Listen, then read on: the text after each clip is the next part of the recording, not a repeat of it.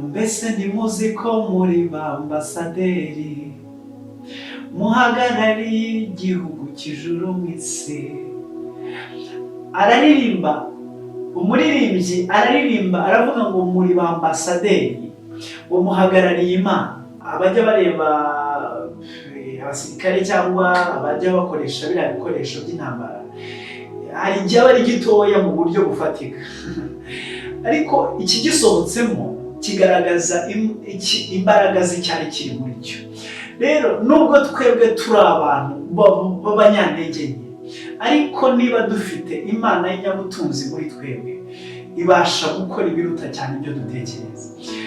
Genda Gideyoni mu mbaraga zawe, Dawidi genda urwane n'umunyentambara ukomeye mu mbaraga zawe, n'abandi benshi. Mose ntabwo uzi kuvuga neza, ariko genda uzacyura Abisiraheli. Turabasuhuje mu izina rya Yesu Kristo, abari impande zitandukanye, abari iburasirazuba, amajyaruguru, amajyepfo, mwese ndabiyegereje mu izina rya Yesu Kristo. Abari impande zitandukanye, inshuti zacu, wowe ugeze kuri Agape Live Rwanda bwa mbere, tuguhaye ikaze. Umeze, twizere ko Imana ibarindiye ubugingo n'imibiri n'umwuka, byose birinzwe mu mwanya wacu Yesu. Imana ishimwe. Uyu munsi dushima Imana yongeye kuduhamagara, ikaduha uyu munsi, ikaduha imbaraga, ikaduha umwuka duhumeka kugira ngo tubane. Rero tubaye karibu. Nanone ndakwinginze kugira ngo ufate akanya ku gatoya tubane muri uyu mwanya muto. Imana ishimwe ko wiguhamagaye, uha agaciro kubana ahangaha, kandi Imana ikumugisha. Reka dusangire icyo Imana ishyize ku mitima yacu kugira ngo dusangire. Turizera ko twabisengeye kandi biri buze kugufasha wumva ikiganiro. Tugiye gusoma ijambo ry'Imana. Turasoma ubutumwa bwiza bwa Yesu Kristo uko bwanditswe na Matayo, ibice byaho 5, umurongo wa 14, hanyuma tugeze no ku wa 15. Haranditse ngo mu mucyo w'isi, umudugudu wubatse ku mpinga y'umusozi ntubasha kwihisha, ntabakongeza itabaza ngo baritwikirize intonga, ahubwo barishyira ku gitereko cyaryo rikamurikira abari mu nzu bose. Amen. Yesu ashimwe. Twongeye kuguha ikaze. Ni iri jambo tugiye kuganiraho, nandi Imana igushime ko tuganiraho. Dusomye ijambo ry'Imana, ubutumwa bwiza bwa Yesu Kristo. Yesu Kristo arimo kubwira abantu, hanyuma abaha icyitegererezo, arababwira ngo mu musozi. Ndagira ngo nkubwire ngo ukwiriye guhagarara ku musozi Imana igushyizeho kugira ngo ugaragaze Kristo neza, kugira ngo ugaragaze Imana kuri uwo musozi uhagazeho. Haleluya. Hari ahantu uhagaze, hari ahantu uri, hari ahantu wowe uhagaze uyu munsi. Rero uri umuntu w'Imana iremye, uri umuntu Imana ihamagaye, uri umuntu w'agaciro. Yego, uri umuntu w'agaciro mu maso y'Imana, uri umuntu Imana ihamagaye, uri umuntu ufite icyo Imana igushakamo, impamvu iguhagaritse kuri uwo musozi. Rero Yesu aravuze ngo aravuze ngo mwebwe ngo muri umusozi muremure utabasha kwihishira. Narebye imisozi, hari ahantu dufite imisozi muri iki gihugu, nabonye ko imisozi itabasha kwishira. Iyo ugeze mu majyaruguru ubona imisozi miremire, ntabwo hihisha. Iyo hari umunara noneho ibindi hejuru ku musozi. Yesu abagereranyije gutyo, aravuga ngo twebweho turi imisozi miremire itabasha kwishira. Arongera arabigereranya, aravuga ngo ni nk'itara itabaza cyangwa itara mu cyumba kijimye. Iyo uricanye ntabwo ryihishira. Hari umuririmbyi wavuze, araririmba aramfasha, aravuga ngo mbese ntimuzi ko muri ba ambasaderi muhagarariye igihugu cy'ijuru mu isi. Araririmba, umuririmbyi araririmba aravuga ngo muri ba ambasaderi ngo muhagarariye Imana. mu yandi magambo imana ahantu idashobora kugaragara physically ikurimo. Yesu yaravuze ngo njye nimunyizera nzaza nture muri mwe, hanyuma nanjye nzatura muri mwe, namwe muture muri njye. Ni ukuvuga wowe utuwemo n'Imana ikomeye. Rero ukwiriye kugaragaza iyo Mana igutuyemo ku musozi utuyeho. Haleluya. Nkwiriye kugaragaza umusozi uhagazeho. Niba uri umucuruzi, niba uri umunyeshuri, niba mu bikorwa ibyo ari byo byose, uri umukozi wo mu rugo, ukwiriye kugaragaza Imana muri uwo musozi Imana ishimye kuguha. Arangije aravuga ngo rero ntabwo tubasha kwihishira. Ntabwo dushobora kwihishira. Umuntu w'Imana ni umusozi muremure utabasha kwihishira. Abantu bose bari aho babasha kumurikirwa nawe. Rero ntabwo wakwihishira. Uri umusozi muremure abantu bose bareba. Bibiliya iravuze ngo rero ntabwo twakabasha kwihishira. Wibuka Yosefu naramukunze cyane. Imana ntabwo ifite ikibazo cy'umusozi ahantu uri. Ntabwo yitaye ko ari muri gereza, ntabwo yitaye ko ari mu bwami, ahubwo iragira ngo ahantu ku musozi uri muri gereza yakiranukiye Imana. Kandi ari no mu gihe cya kwa Potifari naho akiranukira Imana. Hanyuma naramukunze cyane ubwo yageze kwa Yosefu ageze kwa Farawo, yavuze ijambo rikomeye ngo mbese twakura hehe Imana ngiyi iri muri uyu mugabo? Imana yawe ikurimo. Yesu yaravuze ngo nzatura muri mwe, namwe muture muri mwe. Rero ukwiriye guhagarara ku musozi, nanjye nkwiye guhagarara ku musozi nkagaragaza Imana iri muri njyewe. Byaba biteye agahinda kuba tutagaragaza Imana iri muri twebwe, kandi duhagaze ku musozi abantu bazi ko dufite Imana. Hanyuma dukwiriye kugaragaza Imana iri muri twebwe. Ntabwo tubihisha, ni ibintu bigaragara. Ijambo ubukristo ryaje abantu barebye imbuto z'abantu, barangije barebye imirimo myiza y'abantu, barebye ukuntu bavuga neza muri Kristo, bavuga Yesu, bavuga imirimo yabo, batarinze babivuga. Baravuga ngo n'ukuri ngo aba bantu ni abakristo. Mu byakozwe n'intumwa, aba bantu ni abakristo, bivaho bitwa abakristo. Rero ntabwo twihishira. Imirimo iturimo igaragaza Kristo. Turi imisozi miremire. Umuririmbyi aravuga ngo ntimuzi ko turi abambasaderi ngo bahagarariye Imana mu isi. Kuvuga Imana iturimo twebwe idutuyemo inyuma, idutuyemo imbere, ikwiriye kurengaho igasohora ibiturimo bikajya hanze, tukagaragaza Imana. Hari umusozi Imana iguhaye, hari akazi uhagazemo uyu munsi, hari ibintu urimo gukora.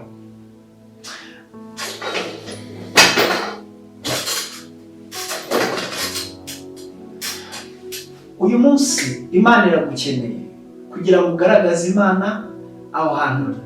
Imana iragukeneye kugira ngo ugaragaze Imana mu byo uvuga. Imana iragukeneye kugira ngo ugaragaze Imana ku musozi Imana iguhamagaye. Turabyo tuyaremye, ituremeye imirimo myiza, kandi ntabwo yitaye ku musozi uriho. Imbaraga zawe, hari imbaraga yashyize muri twe.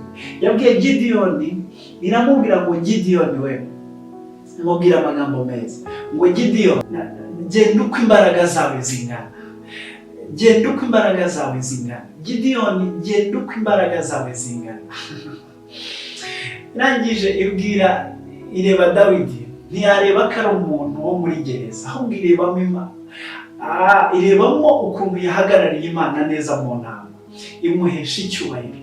Iyi Mana yarantangaje. Imana ntabwo yarebye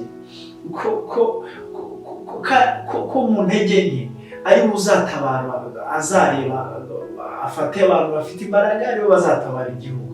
Ahubwo Imana yafashe iby'imbaraga nke hanyuma ibihesha icyubahiro. Birashoboka ko Imana rwose wibonamo ushobora kuba uri umunyantege, ariko reka nkubwire, mu ntege nke zawe Imana yishimiye kugukoresha ibintu bikomeye. Hari umugabo wanditse igitabo ngo gifite ubuzima, yandikamo ibibazo bibiri Imana izabaza abantu. Yaravuze ngo mu bibazo bibiri bikomeye Imana izabaza abantu, izakubaza ngo mbese wizeye umwana wayo, wumvishe imbabazi zibazumva, wumvishe ijambo rye, amagambo ye warayumvishe urakomeza. Ikibazo cya kabiri izabaza umuntu imubaze ngo mbese byari biri muri wowe wabikoresheje mu kubahisha Imana. The purpose y'Imana ikuremeye, impano ikurimo, imbaraga zawe, hari ikikurimo. Rero koresha Imana iguhaye, koresha umusozi Imana iguhamagariye. Umusozi Imana iguhamagayemo ukoresha, umusozi Imana iguhamagayemo ubahishe Imana. Uri Imana yaremye ikuremeye umurimo mwiza. Hanyuma umusozi uhagazeho uyu munsi ubahishe Imana. Hanyuma ibyo uvuga byose ubyubahishe Imana. Uri Imana iremye kandi uri umusozi muremure utabasha kwihishira. Uri umunyu ngo umunyu nushiramo se igashiramo umunyu nukayuka, uwo munyu uzabukira umunyu. Yesu aravuga rero turi abantu Imana iremye ituremeye imirimo myiza muri Kristo Yesu. Rero uri Imana iremye ikuremeye imirimo myiza kandi uri umusozi muremure utabasha kwishima. Daniel mu gihe cyari i Babuloni, abantu baramurebye barangije baravuga ngo twabonaho Imana zera ziri muri uyu mugabo, nta handi. Rero dukwiriye kugaragaza Imana muri twe. Ibwe Yosefu iramubwira ngo rero ageze Yosefu ibwami arangije agaragaza Imana. Yosefu atarinze yavuga ubutumwa cyane ngo yamavuge cyane, ariko ibijya ikora n'ibyo avuga ku musozi we ukuntu awuhagazeho, aravuga ngo twakuraho umusore nk'uyu uri mu mwuka w'Imana. Rero Imana nayo ikeneye abantu bagaragaza Imana ku musozi Imana ibahamagayemo, bakagaragaza Imana ahantu Imana iguhamagariye uhubahishirizemo Imana. Umusozi wawe uhagazeho, impano ufite, umubiri wawe, mu ntege nke zawe, Imana iraguhamagaye ngo uzikoreshe. Reba neza impano iguhaye, ibyo utunze, uhamagaye ngo uzikoreshe. Reba neza Imana igufitiye umugambi, ibyo kugira ngo izagukoreshe iby'umumaro mu gihe kiri imbere. Kandi uyu munsi ni wo wawe, ejo ntabwo ari uwawe. Kora nk'uyu munsi, w'ejo ntutekereze cyane. Kora nk'uyu munsi, koresha imbaraga zawe, koresha ubushobozi Imana iguhaye, koresha uburyo Imana iguhamagayemo, ubwiriza abantu, ukora ibintu bikorwa byawe, uhagarare ku musozi Imana iguhamagayemo, uririmbe, ucuruze neza, ufashe abantu neza, usavinga umurimo w'Imana, ukore umurimo w'Imana neza. Uri uw'Imana iguhamagayemo kandi uri unique, uri igikoresho cyiza, uri umuntu ushyitse rwose imbere y'Imana kugira ngo igukoreshe iby'ubutwari. Uri umuntu ushyitse, ntabwo ukeneye ubundi bushobozi n'undi muntu uza kugira ngo bakongeremo. Wowe uri umuntu wihagije ngo Imana igukoreshe. Uri umuntu wihagije mu mbaraga zawe nkeya, mu buryo Imana iguhamagayemo. Genda Gideyoni mu mbaraga zawe, Dawidi genda urwane n'umunyentambara ukomeye mu mbaraga zawe, n'abandi benshi. Mose ntabwo uzi kuvuga neza ariko genda uzacyura Abisiraheli. Imana ifata ibintu bisa nk'ay'imyenda. Arega nabonye imbaraga, amasaso, nabonye imbunda, mbona abajya bareba abasirikare cyangwa abajya bakoresha biriya bikoresho by'intambara, hari igihe aba ari gitoya mu buryo bufatika ariko iki gisohotsemo kigaragaza imbaraga z'icyari kiri muri cyo. Rero nubwo twebwe turi abantu b'abanyantege nke, ariko niba dufite Imana y'inyabutunzi muri twebwe, ibasha gukora ibiruta cyane ibyo dutekereza. Muri Efeso, mu nzandiko Pawulo yandikiye Efeso, haranditse aravuga ngo kuko imbaraga z'ubutunzi bw'Imana dukoreramo n'imbaraga nyinshi z'Imana idukoreramo. Rero ntabwo usanzwe. Niba Imana utunze ari ubutunzi utunze muri wowe, uri akabunda gato gasohoka mu kintu gikomeye. ushobora gukora umurimo uruta ibyo witekerezamo. You are enough, urihagije n'Imana igukoreramo muri gikoresho cyiza gikomeye cyo gukoresha iby'ubutwari. Rero Imana nawe iri muri wowe n'Imana, you and God, wowe n'Imana muri bikoresho byiza, muri abantu nabuze ukuntu bivuga, muri hagije kugira ngo ukore icyo Imana igushakamo. Wowe ntiwakibasha wenyine, ariko wowe n'Imana ikurimo ibasha gukora ibiruta cyane ibyo utekereza. Imana yagiye ihamagara abantu, yabwiye Yeremiya ngo arangije, Yeremiya ari complaininga, arangije aravuga ngo ngende umwana. Yeremiya arangije aravuga ngo ngende umwana, ngo none se nabasha gute kujya kuvuga ngo ngende? Ntabwo nitaye ku by'ubwana, reka nakumenye kera, wowe inyemerera ugende, nzagufasha, nzagushyigikira. Rero tukwiye hari ibyo bita ngo ni ugusarindinga, kumanika amaboko, hanyuma tukagenda uko imbaraga ziri, tugakoresha iby'Imana yaduhaye. Kandi hari ikintu kizaba giteye ubwoba, nta muntu uzagira icyo yireguza. Hari abantu badafite ingingo zihagije zose, ingingo zose z'umubiri bakorera Imana mu buryo bwiza. Hari abantu b'abanyantege nkatwe bakoreye Imana mu bintu bikomeye, bakorera Imana.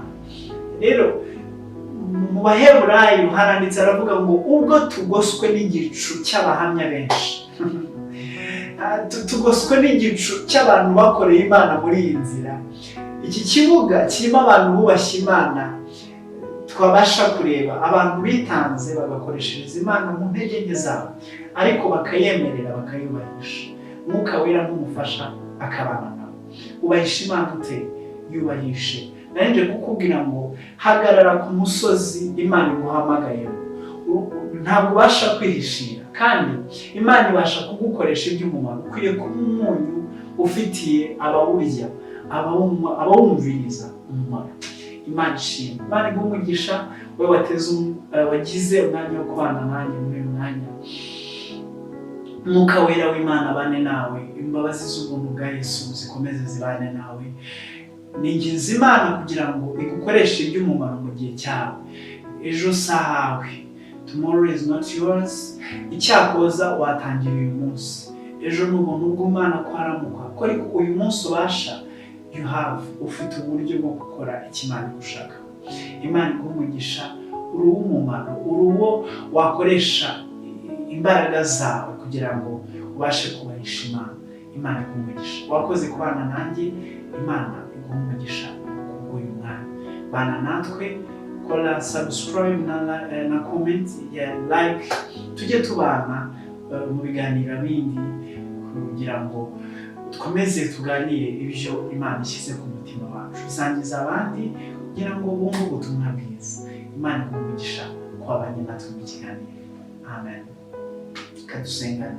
Mana, tugushimiye ko uri umukozi w'umuhanga, tugushimiye ko turabo waremye, turemera imirimo myiza, kandi muri twe ntiwibeshye, kuko twebwe nawe tubasha gukora ibintu bikomeye. Rero twishyize mu burinzi, turi abantu, turi abambasaderi b'Imana, turi abantu Imana ituye muri twe kugira ngo tugaragaze iyidutuyemo. Imana ishimwe. Rero ningingiye mushiki wanjye, murumuna wanjye, mukuru wanjye, ababyeyi bazumva iki kiganiro kugira ngo kizabagirire umumaro. Kubwa Yesu Kristo umwami wacu, ndagusabye nizeye. Amen. Imana ibahe umugisha cyane.